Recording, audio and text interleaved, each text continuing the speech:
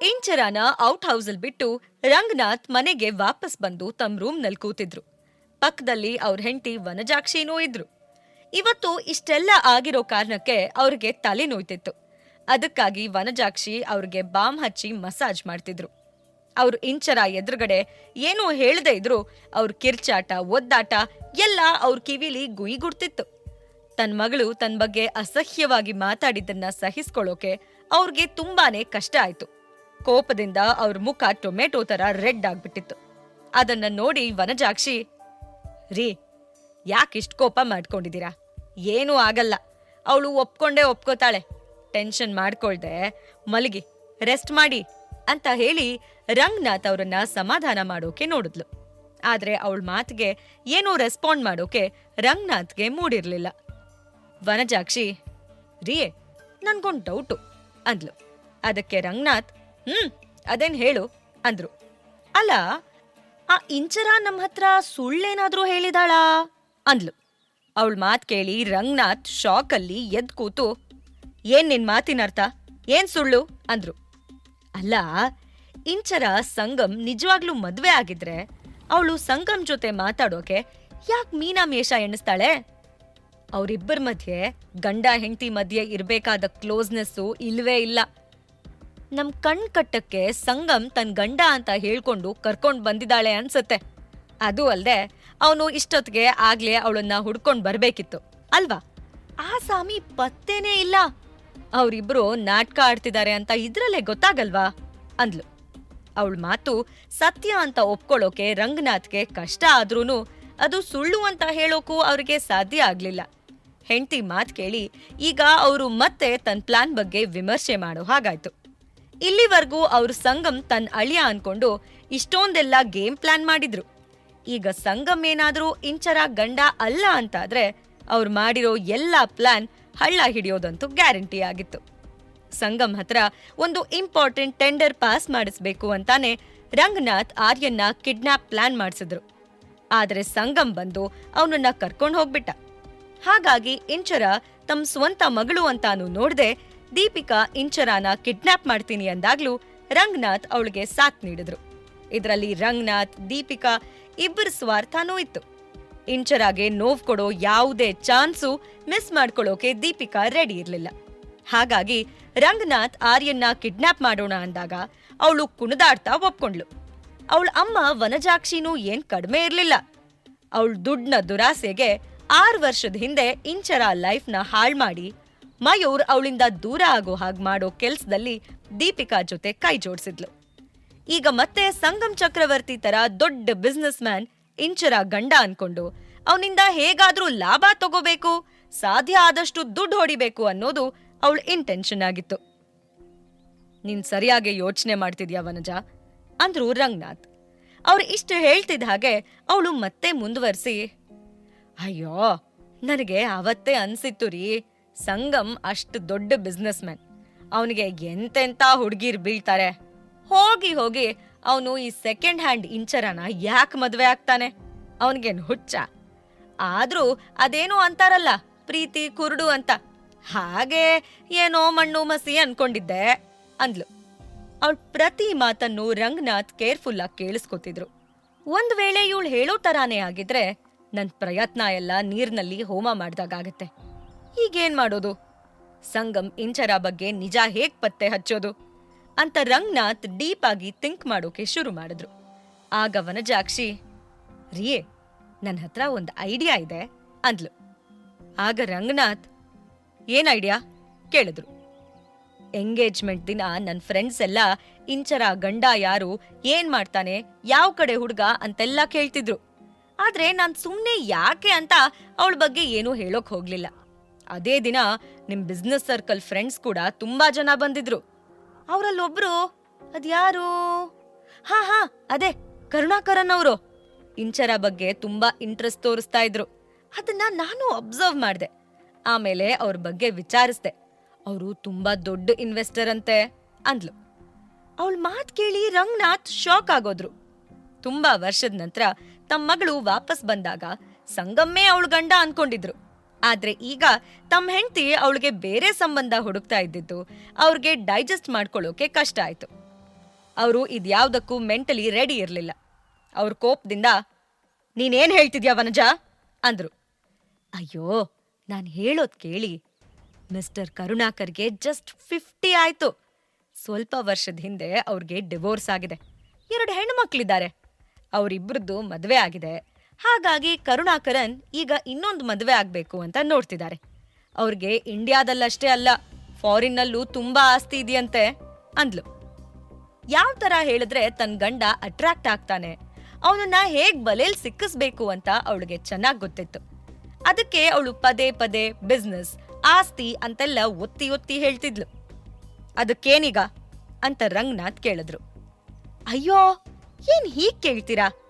ಇಂಚರ ಏನಾದ್ರೂ ಕರುಣಾಕರನ್ ಅವ್ರನ್ನ ಮದ್ವೆ ಮಾಡ್ಕೊಂಡ್ರೆ ನಮ್ಗೆ ಸಿಕ್ಕಾಪಟ್ಟೆ ಲಾಭ. ಚಿನ್ನದ ಮೊಟ್ಟೆ ಇಡೋ ಕೋಳಿ ಅವಳು. ಸರಿಯಾಗಿ ಯೋಚನೆ ಮಾಡಿ, ಒಳ್ಳೆ ಅವಕಾಶನ ಕಳ್ಕೊಂಡ್ರೆ ಮತ್ತೆ ಸಿಗಲ್ಲ ಅಂದ್ಲು. ಅವಳು ತನ್ ಮಾತ್ ಮುಗ್ಸೋಕು ಮುಂಚೆನೆ ರಂಗನಾಥ್ ಕನ್ಸ್ ಕಾಣೋಕೆ ಶುರು ಮಾಡೇ ಬಿಟ್ರು. ಅಷ್ಟು ದೊಡ್ಡ ಇನ್ವೆಸ್ಟರ್ ಸಿಕ್ಕ್ರೆ ನಮ್ ಬಿಸ್ನೆಸ್ ಹೂ ಎತ್ತಿದ ತರ ಈಸಿ ಆಗುತ್ತೆ. ಆಮೇಲೆ ದುಡ್ಡೋ ದುಡ್ಡು ಅಂತ ದುಡ್ಡನ್ ಹಾಸಿಗೆ ಮೇಲೆ ಮಲಗಿರೋ ಹಾಗೆ ವಿಜುವಲೈಸ್ ಮಾಡ್ಕೊಂಡ್ರು. ಆದ್ರೆ ಅವ್ರು ಈ ವಿಷಯದಲ್ಲಿ ಯಾವುದೇ ಗಡಿಬಿಡಿ ಮಾಡೋಕೆ ಇಷ್ಟಪಡ್ಲಿಲ್ಲ. ಏನೇ ಮಾಡೋದಾದ್ರೂ ಯೋಚನೆ ಮಾಡಿ ಮಾಡ್ಬೇಕು ಅನ್ನೋದು ಅವ್ರ ಪಾಲಿಸಿ ಆಗಿತ್ತು. ಸರಿ, ಆದ್ರೆ ಈ ವಿಷಯದಲ್ಲಿ ಅವಸರ ಮಾಡೋದ್ ಬೇಡ. ಮೊದಲು ಆ ಸಂಗಮ್ ಬರ್ಲಿ. ನಿಜವಾಗ್ಲೂ ಸಂಗಮ್ಗೂ ಇಂಚರಾಗೂ ಏನೂ ಸಂಬಂಧ ಇಲ್ಲ. ಇಬ್ರು ಸೇರಿ ನಮ್ಗೆ ಚೀಟ್ ಮಾಡ್ತಿದ್ದಾರೆ ಅಂತ ಕನ್ಫರ್ಮ್ ಆದ್ರೆ ನಾನೇ ಹೋಗಿ ಕರುಣಾಕರನ್ ಹತ್ರ ಇಂಚರ ಬಗ್ಗೆ ಮಾತಾಡ್ತೀನಿ ಅಂತ ರಂಗನಾಥ್ ಹೇಳಿದ್ರು. ಅವ್ರ ಮಾತ್ ಕೇಳಿ ವನಜಾಕ್ಷಿ ತುಂಬಾ ಖುಷಿಯಾದ್ಲು. 2ರಲ್ಲಿ ಯಾವುದೇ ಡೀಲ್ ಕುದುರಿದ್ರೂ ಲಾಭ ಅವಳಿಗೇನೆ ಆಗಿತ್ತು. ಮೊದ್ಲಿಂದ್ಲೂ ಅವಳು ತನ್ನ ಮಗಳು ದೀಪಿಕಾ ಎಲ್ಲದ್ರಲ್ಲೂ ಮುಂದಿರ್ಬೇಕು, ಇಂಚರ ಕೊನೇಲಿರ್ಬೇಕು, ಎಲ್ಲಾ ಸುಖನೂ ತನ್ನ ಮಗಳಿಗೇ ಸಿಗ್ಬೇಕು, ಇಂಚರಾಗೆ ಏನೂ ಸಿಗಬಾರ್ದು ಅಂತಾನೆ ಬಯಸ್ತಿದ್ಲು. ಒಂದ್ ವೇಳೆ ಇಂಚರಾಗೇನಾದ್ರೂ ಸಿಕ್ಕಿದ್ರು ಅದನ್ನ ಅವಳಿಂದ ಕಿತ್ಕೊಳ್ದೆ ತಾಯಿ ಮಗಳಿಬ್ರಿಗೂ ಸಮಾಧಾನನೇ ಇರ್ಲಿಲ್ಲ. ಈ ಕಡೆ ಹೋಟೆಲ್ನಲ್ಲಿ ಆರ್ಯ ಸಂಗಮ್ ಕೈ ಹಿಡ್ಕೊಂಡು ಆರಾಮಾಗಿ ನಿದ್ದೆ ಹೋಗಿದ್ದ. ಅವನ್ ಸಾಫ್ಟ್ ಕೈ ಸ್ಪರ್ಶ ಸಂಗಮ್ನ ಬೇರೆ ಯಾವುದೋ ಲೋಕಕ್ಕೆ ಕರ್ಕೊಂಡು ಹೋಯ್ತು. ಅವನು ತನ್ನ ಲೈಫಲ್ಲಿ ಇದೇ ಫಸ್ಟ್ ಟೈಮ್ ಒಂದು ಅಪರಿಚಿತ ಮಗು ಜೊತೆ ಮಲ್ಗಿದ್ದ. ಸ್ವಲ್ಪ ಹೊತ್ತು ಅವನ್ ಮನ್ಸು ಹಕ್ಕಿ ತರ ಹಾರಾಡ್ತಿತ್ತು. ಆರ್ಯ ಇಷ್ಟು ಬೇಗ ತನಗೆ ಇಷ್ಟು ಹತ್ರ ಆಗ್ತಾನೆ ಅಂತ ಅವನ್ ಕನ್ಸಲ್ಲೂ ಅನ್ಕೊಂಡಿರ್ಲಿಲ್ಲ. ಅವನ್ ಎಷ್ಟು ಹ್ಯಾಪಿ ಆಗಿದ್ನೋ ಅಷ್ಟೇ ನರ್ವಸ್ ಕೂಡ ಆಗಿದ್ದ. ಯಾಕೆ ಅಂದ್ರೆ ಮಿಡ್ ನೈಟ್ ನಲ್ಲಿ ಆರ್ಯಂಗೆ ಎಚ್ಚರ ಆಗಿ ಏನಾದ್ರೂ ಬೇಕು ಅಂತ ಹಠ ಮಾಡಿದ್ರೆ ಏನ್ ಮಾಡೋದು? ರಾತ್ರಿ ತಾನು ಹೊರಳಾಡುವಾಗ ಎಲ್ಲಾದ್ರೂ ಆರ್ಯನ್ ಹಿಡ್ಕೊಂಡಿದ್ ಕೈ ಬಿಟ್ರೆ ಅವನ್ ಭಯ ಕೂಗ್ಕೊಂಡ್ರೆ ಅಂತೆಲ್ಲ ಸಂಗಮ್ಗೆ ಟೆನ್ಷನ್ ಆಯ್ತು. ಹಾಗಾಗಿ ಅವನು ರಾತ್ರಿ ಪೂರ್ತಿ ಸರಿಯಾಗಿ ನಿದ್ದೆ ಮಾಡದೆ ಕಾನ್ಶಿಯಸ್ ಆಗೇ ಇದ್ದ. ತಾನು ಇಲ್ಲಿ ಇಷ್ಟ್ ಆರಾಮಾಗಿ ಆರ್ಯನ್ ಜೊತೆ ಇರೋದು ನಾಳೆ ಎಲ್ಲಾ ಮೀಡಿಯಾದಲ್ಲಿ ಹೆಡ್ಲೈನ್ ಆಗಿ ಇಡೀ ಜಗತ್ಗೆ ಗೊತ್ತಾಗತ್ತೆ ಅಂತ ಅವನ್ ಊಹೆನೂ ಮಾಡಿರ್ಲಿಲ್ಲ. ಮಾರನೇ ದಿನ ಬೆಳಗ್ಗೆ Chakravarti group of industry CEO Sangam Chakravarti hotel Grand Star ನಲ್ಲಿ ಯಾವುದೋ ಚಿಕ್ಕ ಮಗು ಜೊತೆ ಇದ್ದಾರೆ. ಆ ಮಗು ಯಾರು ಅಂತ ಇನ್ನೂ ಮಾಹಿತಿ ಲಭ್ಯವಾಗಿಲ್ಲ ಅಂತ ನ್ಯೂಸ್ ಎಲ್ಲಾ ಕಡೆ ವೈರಲ್ ಆಗಿತ್ತು. ಈ ವಿಷಯ ತಿಳಿತಾ ಇದ್ದ ಹಾಗೆ ಜನರೆಲ್ಲ ತಮ್ಮಲ್ಲೇ ರೂಮರ್ ಸ್ಪ್ರೆಡ್ ಮಾಡೋಕೆ ಶುರು ಮಾಡಿದ್ರು. ಎಲ್ಲರ ಜೊತೆ ಈ ಫೋಟೋ ಸಂಗಮ್ ಪೇರೆಂಟ್ಸ್ಗೂ ಸಿಕ್ತು. ಆ ಟೈಮಲ್ಲಿ ಅವರು ತಮ್ಮ ಫ್ರೆಂಡ್ ಮನೆಗೆ ಹೋಗಿದ್ರು. ಹೇ, ಆ ಫೋಟೋ ನೋಡಿದ್ಯಾ? ಅದೇ ನಮ್ ಸಂಗಮ್ದು ಅಂತ ರಮೇಶ್ ಕೇಳಿದ್ರು. ಅದಕ್ಕೆ ಅವ್ರ ಹೆಂಡತಿ ವೇದಾವತಿ, ಯಾವ ಫೋಟೋ? ನಾನ್ ಯಾವ ಫೋಟೋನೂ ನೋಡಿಲ್ಲ ಅಂದ್ರು. ಅದಕ್ಕೆ ರಮೇಶ್, ಓಹೋ ಮೇಡಮ್, ಇನ್ನು ತಮ್ ಕುಲ್ಪುತ್ರನ್ ವೈರಲ್ ಆಗಿರೋ ಫೋಟೋ ನೋಡಿಲ್ಲ ಅನ್ಸತ್ತೆ. ಅದು ಅವನೊಬ್ನೇ ಅಲ್ಲ, ಯಾರ್ದೋ ಜೊತೆಗಿರೋ ಫೋಟೋ ಅಂತ ನಗ್ತಾ ಹೇಳಿದ್ರು. ಅದಕ್ಕೆ ವೇದವತಿ, ಅದೇನು ಅಂತ ಸರಿಯಾಗಿ ಹೇಳ್ಬಾರ್ದ? ನೀವು ಹೀಗೆ ಒಕ್ಟೊಕ್ಟಾಗಿ ಹೇಳಿದ್ರೆ ನನ್ಗೇನಂತ ಗೊತ್ತಾಗ್ಬೇಕು ಅಂದ್ರು. ಆಗ ರಮೇಶ್, ಇಲ್ನೋಡು ಅಂತ ಹೇಳ್ತಾ ತಮ್ಮ ಫೋನಲ್ಲಿರೋ ವೈರಲ್ ಪಿಕ್ ನ ತೋರ್ಸಿದ್ರು. ಅಯ್ಯೋ, ಈ ಫೋಟೋಲಿ ನಮ್ ಸಂಗಮ್ ಜೊತೆ ಇರೋ ಮುದ್ದಾದ ಮಗು ಯಾರು ಅಂತ ವೇದವತಿ ಕ್ಯೂರಿಯಸ್ ಆಗಿ ಕೇಳಿದ್ರು. ನನಗೇನ್ ಗೊತ್ತು, ಆದ್ರೆ ಎಲ್ರೂ ನಿನ್ ಮೊಮ್ಮಗ ಅಂತ ಡಿಕ್ಲೇರ್ ಮಾಡ್ಬಿಟ್ಟಿದ್ದಾರೆ ಅಂತ ರಮೇಶ್ ನಗ್ತಾ ಹೇಳಿದ್ರು. ಅದನ್ ಕೇಳಿ ವೇದಾವತಿಗೂ ಜೋರಾಗಿ ನಗು ಬಂತು. ಏನ್ ಹೇಳ್ತಿದ್ದೀರಾ ನೀವು? ನಾವಿನ್ನೂ ನಮ್ ಮಗನ್ ಮದ್ವೆಗೆ ಒಪ್ಸಕ್ಕಾಗ್ಲಿಲ್ಲ, ಅಂಥದ್ರಲ್ಲಿ ಅವನು ನಮಗ್ ಸೀದಾ ಮೊಮ್ಮಗು ಕೊಟ್ಬಿಡ್ತಾನಾ? ನೀವೊಳ್ಳೆ ಅಂದ್ರು. ಅದಕ್ಕೆ ರಮೇಶ್, ಅದೇನೋ ನನ್ಗೂ ಗೊತ್ತಿಲ್ಲ ಕಣೆ, ಏನ್ ವಿಷಯ ಅಂತ ಹೋಟೆಲ್ಗೆ ಹೋಗಿನೇ ನೋಡ್ಬೇಕು. ಬಾ ಹೊರಡೋಣ, ನೀನು ರೆಡಿ ಆಗು ಅಂದ್ರು. ರಮೇಶ್ ಮತ್ತು ವೇದಾವತಿ ತುಂಬಾ ಕೂಲ್ ಲವಬಲ್ ಕಪಲ್ ಆಗಿದ್ರು. ಅವ್ರು ಯಾವತ್ತೂ ಜಗಳನೇ ಆಡ್ತಿರ್ಲಿಲ್ಲ. ಯಾವುದೇ ಸೀರಿಯಸ್ ವಿಷಯ ಆದ್ರೂ ಅದನ್ನ ಕೂಲ್ ಆಗಿ ತಗೋತಿದ್ರು. ಅವರು ಸಂಗಮ್ ಪೇರೆಂಟ್ಸ್ ಆಗಿದ್ರು. ಅವನ್ ಜೊತೆ ಫ್ರೆಂಡ್ ತರಾನೇ ಇದ್ರು. ಈ ಕಡೆ ಸಂಗಮ್ಗೂ ತನ್ನ ಬಗ್ಗೆ ವೈರಲ್ ಆಗಿರೋ ನ್ಯೂಸ್ ಬಗ್ಗೆ ಗೊತ್ತಾಯ್ತು. ಆದ್ರೆ ಅವನು ಬೇಕು ಅಂತಾನೆ ಅದನ್ನ ಇಗ್ನೋರ್ ಮಾಡ್ದ. ಆರ್ಯಂಗೆ ಬೆಳಗ್ಗೆ ಎದ್ದು ತಿಂಡಿ ತಿಂತಿದ್ದ ಹಾಗೆ ಅವನ್ ಫೇವ್ರೆಟ್ ಚಾಕ್ಲೇಟ್, ಐಸ್ ಕ್ರೀಮ್ ಎಲ್ಲ ಬೇಕಾಗಿತ್ತು. ಅದಕ್ಕೆಲ್ಲ ಸಂಗಮ್ ರೂಮ್ನಲ್ಲೇ ಅರೇಂಜ್ಮೆಂಟ್ಸ್ ಮಾಡಿದ್ದ. ಎದ್ದ ತಕ್ಷಣನೇ ಆರ್ಯ, ಸಂಗಮ್ ಇಬ್ರೂ ಸೇರಿ ಇಂಚರ ಫೋನ್ಗೆ ಮತ್ತೊಮ್ಮೆ ಟ್ರೈ ಮಾಡಿದ್ರು.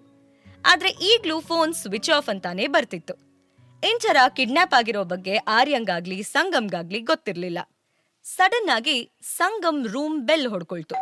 ಅವನು ಡೋರ್ ಓಪನ್ ಮಾಡ್ತಿದ್ದ ಹಾಗೆ ಎದುರುಗಡೆ ನಿಂತಿರೋ ಅಪ್ಪ ಅಮ್ಮನ್ ನೋಡಿ ಶಾಕ್ ಆಗಿ, ಡ್ಯಾಡ್, ಮಾಮ್, ನೀವಾ ಅಂತ ಕೇಳ್ದ. ಬೆಳಗ್ಗೆ ಬೆಳಗ್ಗೆ ಅವರು ತನ್ನನ್ನು ಹುಡ್ಕೊಂಡು ಇಲ್ಲಿಗ್ ಬರ್ತಾರೆ ಅಂತ ಅವನು ಅನ್ಕೊಂಡೇ ಇರ್ಲಿಲ್ಲ. ನೀವೇನಿಲ್ಲಿ? ನೀವಿವತ್ತು ಫುಲ್ ಡೇ ರಾವ್ ಅಂಕಲ್ ಮನೇಲಿ ಉಳ್ಕೋತೀನಿ ಅಂದಿದ್ರಿ ಅಲ್ವಾ ಅಂತ ಸಂಗಮ್ ಕನ್ಫ್ಯೂಷನ್ ನಲ್ಲಿ ಕೇಳ್ದ. ಅದಕ್ಕೆ ವೇದಾವತಿ, ಉಳ್ಕೋಬೇಕು ಅಂತಾನೇ ಇದ್ವಿ, ಆದ್ರೆ ಏನ್ ಮಾಡೋದು, ನಮಗ್ ಬಂದಿರೋ ನ್ಯೂಸ್ ಇಂದ ಬರೋ ಹಾಗಾಯ್ತು ಅಂದ್ರು. ಅದಕ್ ಸಂಗಮ್ ಶಾಕ್ ಅಲ್ಲಿ, ಏನು ನ್ಯೂಸಾ? ಏನ್ ನ್ಯೂಸು ಅಂತ ಕೇಳ್ದ. ಅದಕ್ಕೆ ವೇದಾವತಿ ನಗ್ತಾ, ಪಾಪ ನನ್ ಮಗುಗೆ ಅವನಿಗೆ ಒಂದ್ ಮಗು ಇದೆ ಅನ್ನೋ ನ್ಯೂಸು ಊರ್ಗೆಲ್ಲ ಗೊತ್ತಾಗಿದೆ ಅನ್ನೋದು ಇನ್ನೂ ಗೊತ್ತೇ ಆಗಿಲ್ಲ ಅಂತ ಮನಸ್ಸಲ್ಲೇ ಅನ್ಕೊಂಡ್ರು. ಪಾಕೆಟ್ ಎಫ್ಎಂ ಆಡಿಯೋ ಸೀರೀಸ್ ಆದಂಥ ಪ್ರೇಮಲೋಕ ಕಥೆನ ಈಗ್ಲೇ ಕೇಳಿ. ಲಿಂಕ್ ಡಿಸ್ಕ್ರಿಪ್ಷನ್ ನಲ್ಲಿ ಇದೆ.